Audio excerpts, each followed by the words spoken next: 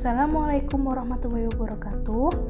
Kami dari kelompok 6 yang terdiri atas Raihan Alif Safran, Anissa, Aulia Maharani, Antri Putri Lestari, Lia Safitri, Imatul Khairiyah, Intan Priyawidana, Adnia Nur Alfifah, Linda Alifah Laili, dan Estefao Suarez akan membahas tentang ISK, infeksi saluran kemih.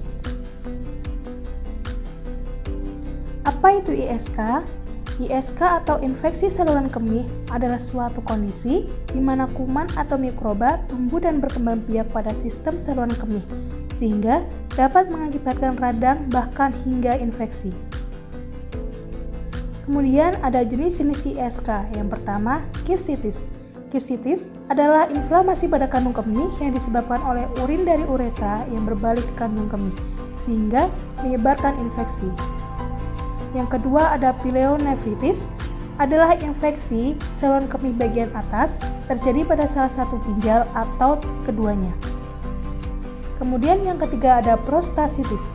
Prostasitis adalah infeksi yang diakibatkan oleh peradangan pada kelenjar prostat.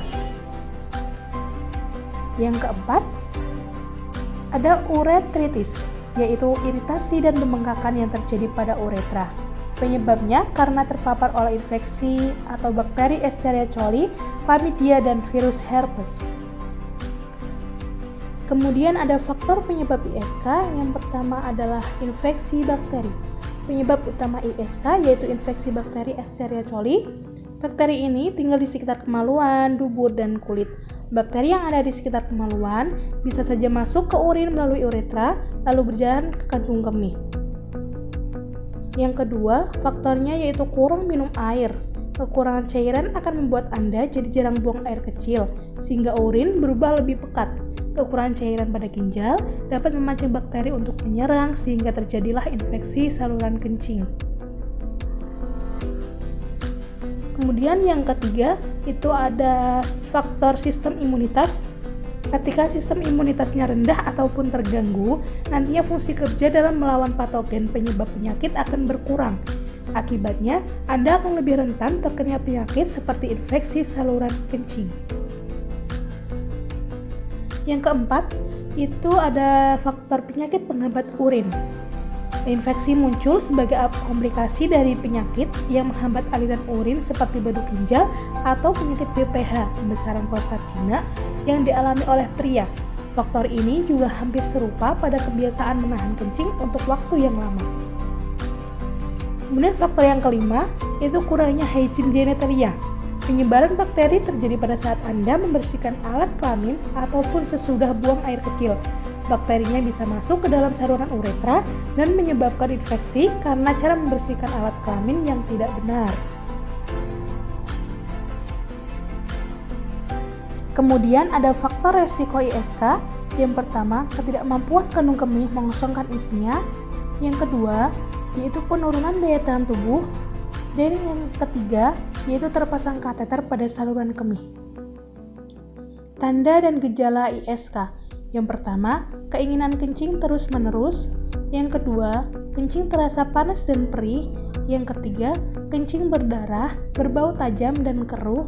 Yang keempat, kesulitan menahan buang air kecil. Yang kelima, nyeri panggul pada wanita dan demam tinggi. Penata laksanaan ISK, yaitu dengan terapi farmakologis, penggunaan antibiotik seperti fosfomycin, nitrofurantoin, trimetoprim, ceftriaxone, cefalexin. Kemudian ada paracetamol, yaitu obat yang umum digunakan untuk meredakan nyeri. Kemudian ada pebazopiridin, yaitu obat yang digunakan untuk pereda iritasi pada saluran kemih, namun tidak dapat digunakan lebih dari 2 hari bersama antibiotik. Kemudian terapi non-farmakologinya, yaitu dengan banyak minum air putih agar bakteri keluar melalui urin.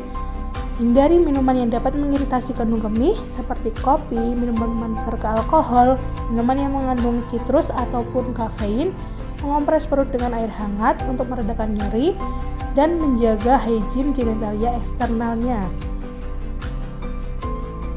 Kemudian ada pencegahan penyakit ISK. Yang pertama, biasakan diri minum air putih yang cukup. Yang kedua, ada hindari kebiasaan menahan buang air kecil. Yang ketiga, jagalah kebersihan area genitalia. Dan yang keempat, Biasakan berhubungan seksual dengan cara yang sehat. Sekian video edukasi dari kami, kelompok 6. Terima kasih dan wassalamualaikum warahmatullahi wabarakatuh.